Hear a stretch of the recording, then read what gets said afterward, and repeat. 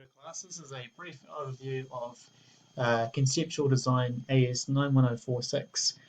This is worth 6 internal credits, and in this project you will design your piece of indoor furniture, but you will not make it until we get to the next standard. So our theme is on indoor relaxation, so you really need to start thinking about what ideas you can make for the inside of your house. What do you need around the house that you can make and design for this project? In the past, students have done things like coffee tables, side tables, bedside tables. So think about what kind of furniture you might need around the house and think about what you could actually design and make for this project. So inside your teams, you can see I've set up in the files tab under general, there's a things folder that says project 2 indoor relaxation. There's a student resource folder with a whole lot of resources for you to use. And then there is the conceptual design book, the assessment schedule, and the standard. So if we start with the standard here, AS91046. So to get achieved merit and excellence in this standard, the difference between a merit and achieved is a merit is informed design ideas. Excellence is refined design ideas. And if you scroll down, you can see there's a checklist of things you need to do to get an achieved. So you need to do 6 of these things to pass. And then a merit, you need to do 2 more additional things. And then excellence, another additional 2 more things.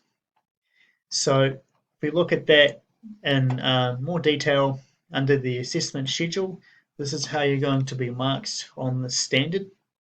So on the left-hand column, this is taken directly from the standard. Here are all the things you need to do to pass. And these things in the middle column, that's what you need to do for merit. The right-hand column, that's what you need to do for excellence. So the first thing it says you need to do is generate design ideas. So that means you need to come up with at least 2 or 3 different ideas. You need more than one idea, so you need to come up with at least, I would recommend at least 3 different conceptual ideas.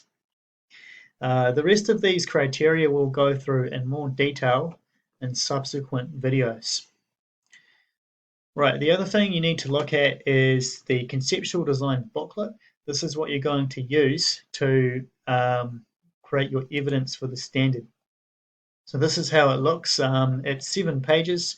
You need to complete each page well, and I'll make a video for every page.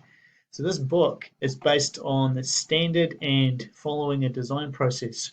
So if you guys remember back to the start of the year, I said if you follow a design process, you're pretty much guaranteed to have a very successful outcome.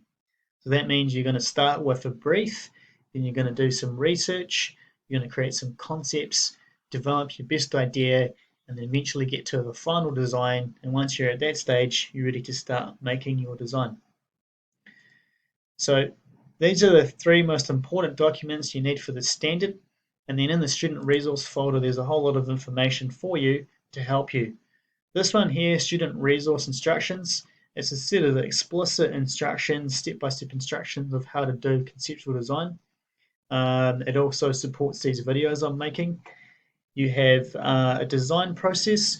If some of you haven't looked at that before, it's worth going through that to see the overall scheme of things, how we do things.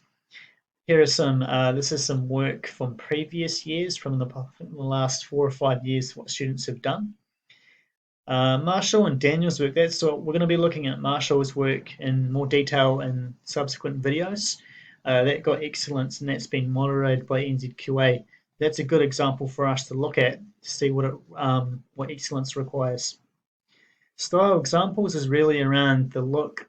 So you should be starting to think about what kind of look, how would you like your piece of furniture to look. This one here, there's some more examples of some really interesting designs I've found on Pinterest. If you want to do something original and creative, maybe have a look at that.